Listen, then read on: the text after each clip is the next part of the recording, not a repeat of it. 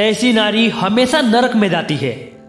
नारी कोई और नहीं बल्कि हमारी माँ, हमारी बहन, हमारी चाची, हमारी नानी और हमारी मामी जैसी ही है। यानी कि हम नारी के द्वारा ही उत्पन्न हुए हैं। और हमारे शास्त्रों में नारी के लिए एक बात कहा जाता है कि जिस जगह पर नारी की पूजा नहीं होती उस जगह पे भगवान भी नहीं रहते। लेकिन चाणक्य नीति के अनुसार हम ये देखेंगे कि उनके अनुसार कौन सी नारी नरक में जाती है। तो वो स्त्री जो अपने पति के सहमति के बिना व्रत रखती है, वो उसकी आयु और घटाने का काम करती हैं और खुद नरक में जाती हैं। पति तभी परमेश्वर होता है जब पत्नी परमेश्वरी होती है। लेकिन चाणक्य जी के अनुसार सर्वप्रथम एक नारी को, एक स्त्री को अपने पति की पूजा करनी चाहिए। उदाहरण के तौर पर एक पति प्यासा है, वो अपने पत्नी से कहता है कि पानी लाओ, तो पत्नी कहती है नहीं नहीं रुको अभी मैं रामायण देख रही हूँ, नहीं नहीं रुको अभी मैं पूजा कर रही हूँ।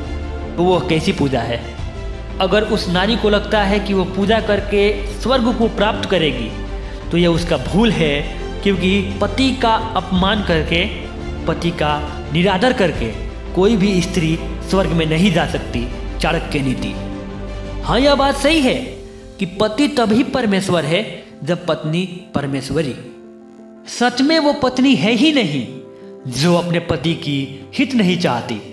वो भी पत्नी नहीं है जो पति को हीन जानती है और खुद को ही प्रधान मानती है।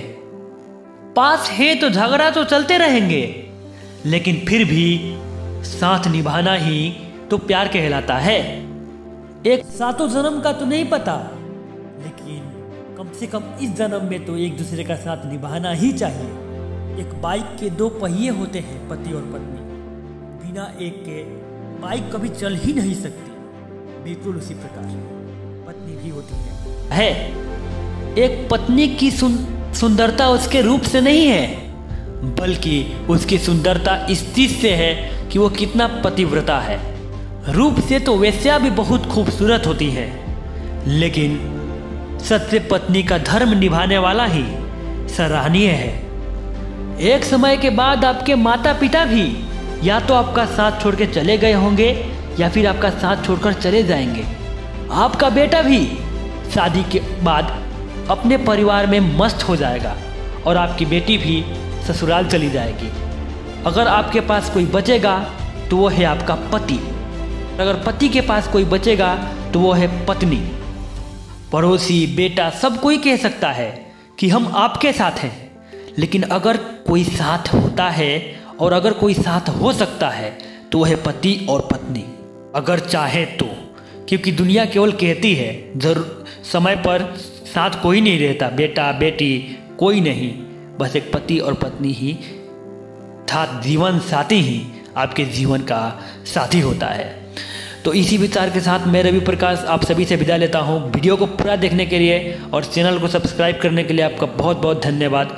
आपका भी कोई सवाल हो तो आप कमेंट बॉक्स में डालें, उस पर भी मैं वीडियो बनाने की कोशिश करूँगा। धन्यवाद।